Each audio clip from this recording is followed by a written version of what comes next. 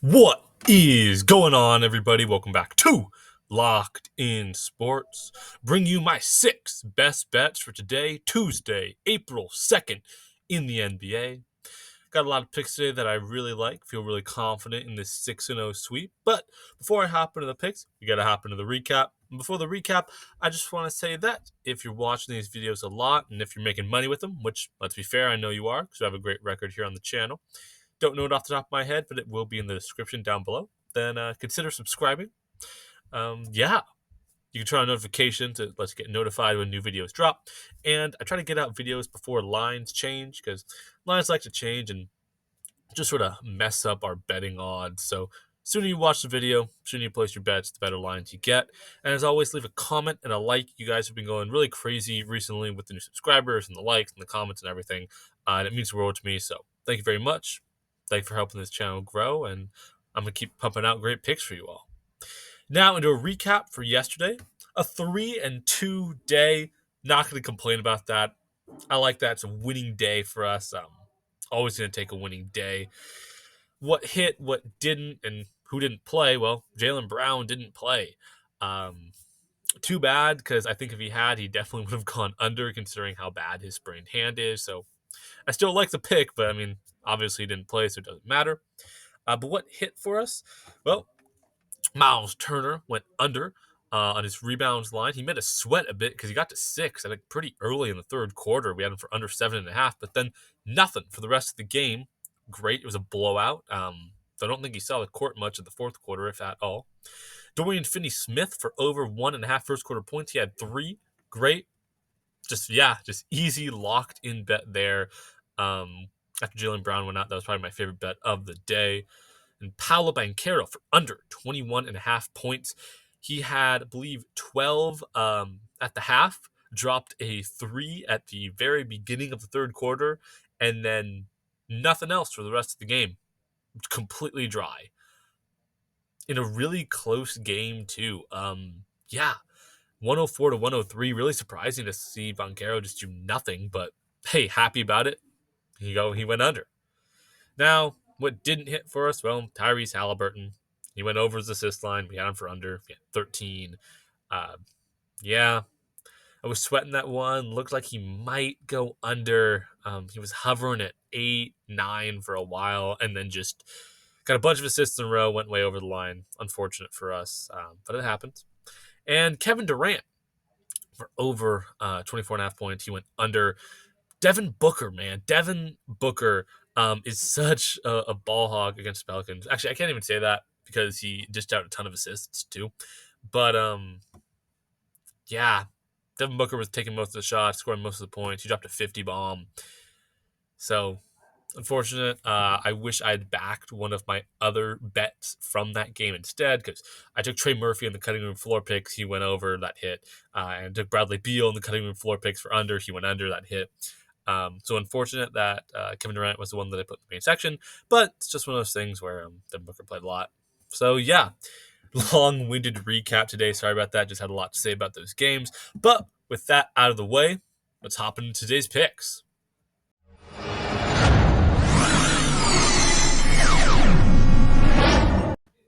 For my first bet of the day, I'm looking at a Milwaukee Bucks player, and I'm looking at Splash Mountain, Brook Lopez, to go over 10.5 points. Why? Well, he's averaging 11.1 over his last 10. He's over in 3 of his last 5. Damian Lillard is out, so Brook will be seeing more action, but most importantly, he averages 27.5 against the Wizards. Yeah, 27.5. Almost 3 times this line. It's an amazing matchup for Lopez.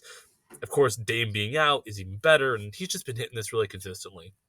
That's all I got to say about it. It's a great matchup for him, great spot to back him. So I'm taking Brook Lopez over 10.5 points. Next up, sticking with the same game, but hopping over to the other side of the ball, I got Jordan Poole for over 5 first quarter points. He's been averaging 5.9 over his last 10, and he averages 6.5 against the Bucks.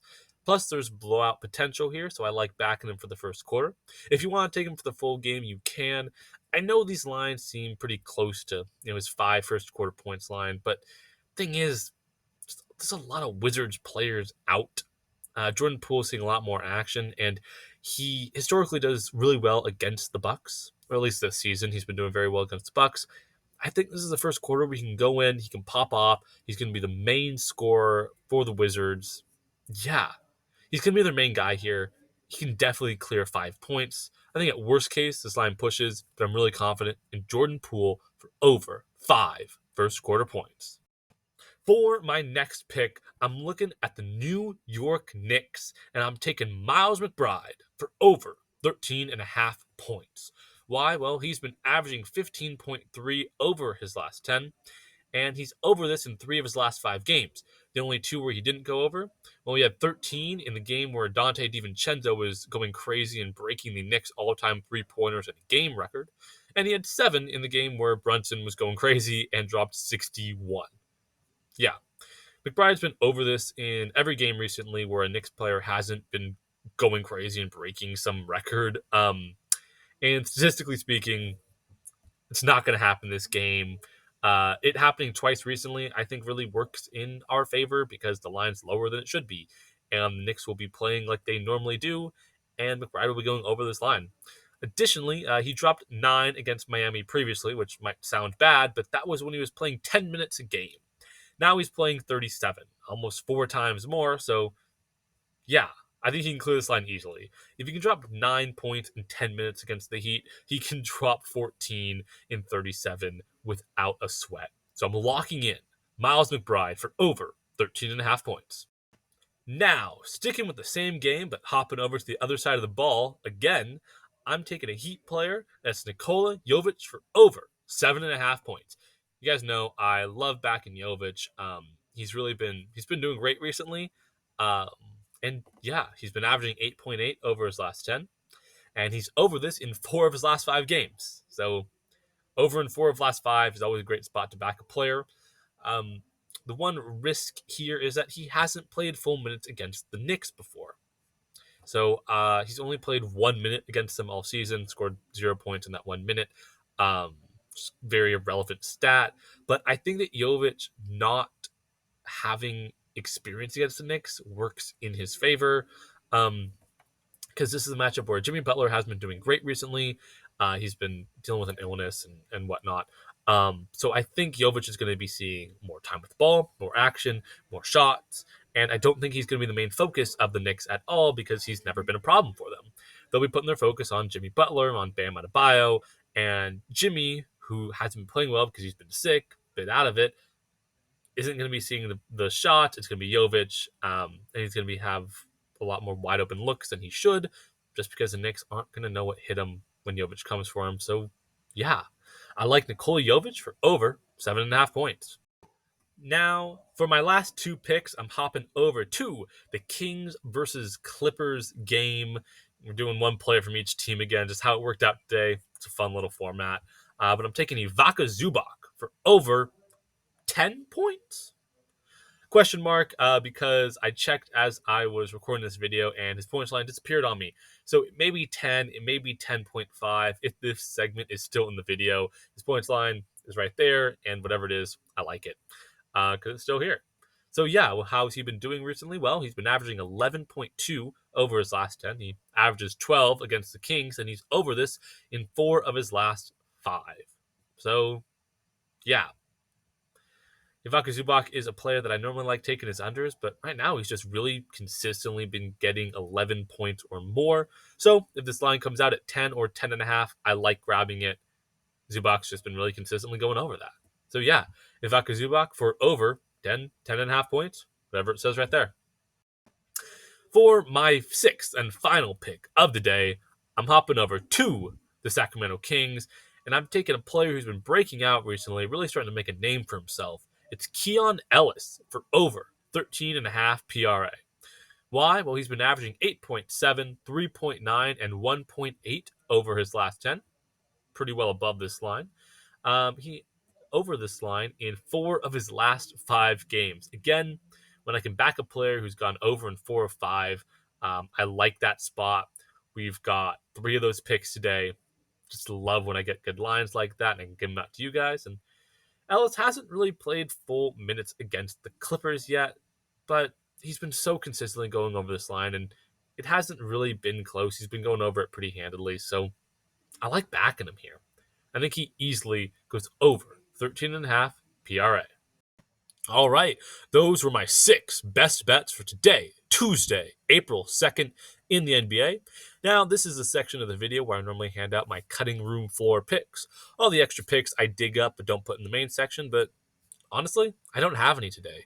I was a lot stricter with the picks that I took down in my notes for today and only ended up with 6 that I felt really confident in. And if I don't feel really confident in picks, I'm not going to hand them out, even in the cutting room floor section. I like to be confident in those too. So, yeah, quicker ending to the video today, but yeah, as always, subscribe, turn on notifications. It really helps out the channel, helps you get the best lines possible. It's a win-win for everyone.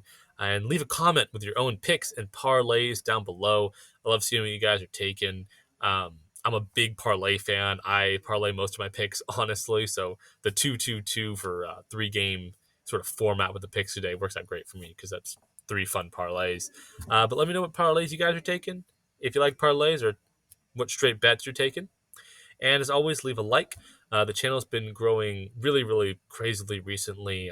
YouTube is recommending these videos almost 100 times more than they used to, which is insane. And it's just been really, really awesome and fulfilling to see. So thank you all for coming on this journey with me. Thank you all for making money with me. And as always, have a good one and let's make some money. Yeah.